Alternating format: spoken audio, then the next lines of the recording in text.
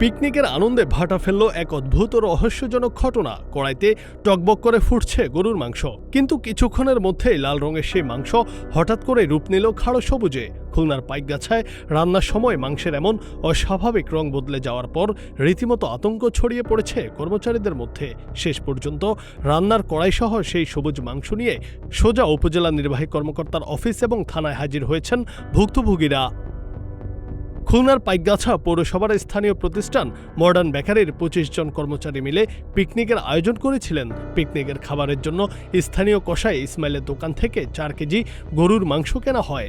যথারীতি মশলা মাখিয়ে চুলায় চড়ানো হয় কড়াই, কিন্তু রান্নার অর্ধেক হতে না হতেই দেখা দেয় এক অদ্ভুত দৃশ্য। চেনা লালচে মাংসের রং পুরোপুরি পাল্টে হয়ে গেছে কালচে সবুজ।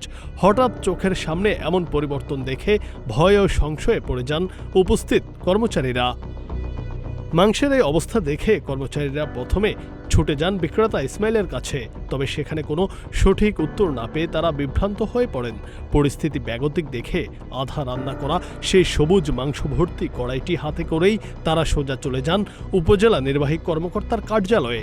প্রশাসনের নজরে বিষয়টি আনার পর পরবর্তীতে কড়াই নিয়ে থানাতেও যান এবং পুলিশকে ঘটনার বিস্তারিত জানান।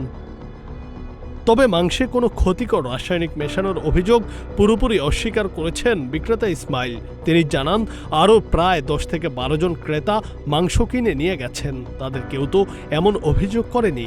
ইসমাইলের পাল্টা দাবি, যেহেতু বেকারিগুলোতে বিভিন্ন ধরনের কেমিক্যাল ব্যবহার করা হয়, তাই কর্মচারীদের অসাবধানতায় কারখানার কোনো কেমিক্যাল রান্নার কড়াইতে পড়ে এমন রঙের পরিবর্তন ঘটে থাকতে পারে।